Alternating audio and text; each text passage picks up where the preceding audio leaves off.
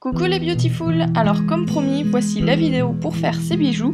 Donc j'ai fait un petit bracelet et un collier et vous allez voir que c'est vraiment super simple.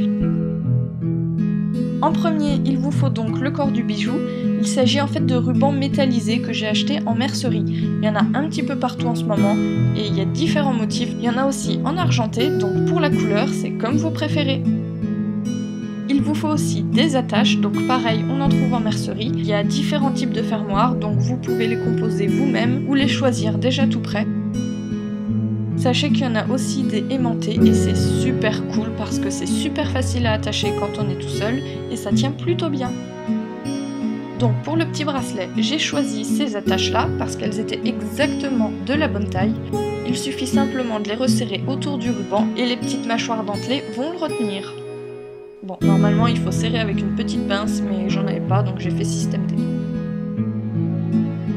Ensuite, j'ai simplement glissé le petit anneau et le fermoir dans la petite encoche.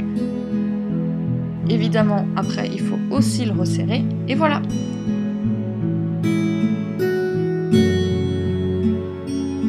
À présent, il faut mesurer votre tour de poignet, donc environ 15 cm pour moi, et couper votre ruban à cette longueur-là. N'oubliez pas impérativement d'exclure l'attache dans cette mesure pour pouvoir laisser un tout petit peu d'aisance.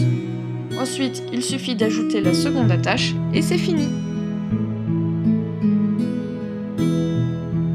Pour le collier à présent, j'ai utilisé l'attache aimantée. Vous pouvez voir que le bout du ruban s'effiloche bien. Donc à l'aide d'une aiguille à coudre, je l'ai effiloché encore un petit peu plus pour pouvoir faire des fils d'attache. Donc la technique pour pouvoir le passer dans le petit trou de l'attache, c'est de passer un autre fil autour des fils dorés pour pouvoir tout enfiler un petit peu comme une sorte de collet. Et ensuite, j'ai fait une toute petite tresse pour sceller l'attache. Et pour éviter que la tresse ne se défasse, j'ai simplement ajouté un petit point de colle forte dessus et c'est tout. Ensuite, mesurez votre tour de cou et reportez-le sur le fil. Et si votre attache est courte comme la mienne, n'oubliez pas d'ajouter au moins 2 cm pour l'aisance et l'attache, sinon vous ne pourrez même pas tourner la tête une fois que vous l'aurez mis. Pour la seconde attache, donc c'est pareil, on effiloche. Si la petite tresse ne vous plaît pas, vous pouvez aussi simplement enfiler l'attache sur l'un des deux côtés et faire un nœud. Un bon point de colle, on attend que ça sèche et c'est tout. Bon, bien sûr, ensuite j'ai modifié le collier pour avoir les deux mêmes attaches parce que là c'était juste pour vous montrer. Voilà, c'était vraiment pas compliqué et j'espère que ça vous aura plu. N'hésitez pas à partager vos photos sur les réseaux sociaux si vous le faites.